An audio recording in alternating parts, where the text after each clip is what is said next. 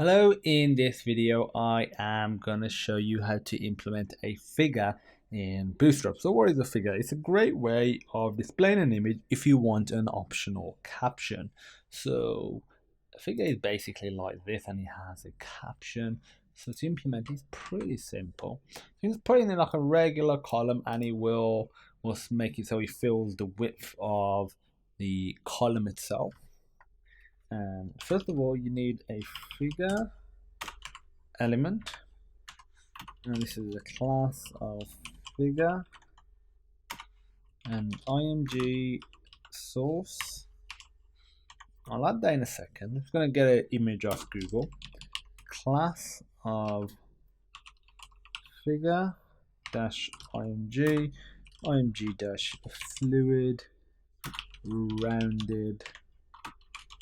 Okay, and the image I'm going to use is just this one right here. Copy that,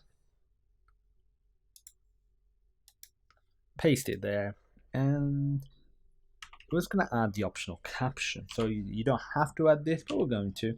But fig caption, and put class figure dash caption, and put whatever your caption is. I'm going to say best Batman. If we give it a reload, we get best Batman with the caption there, and it resizes accordingly.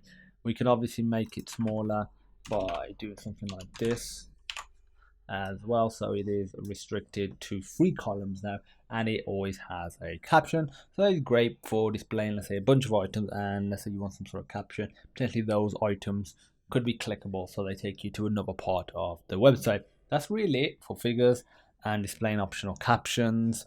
I will provide a link to this website, this page. It's not really much more information than what I just showed you, but feel free to check it out, especially if they update it in the future.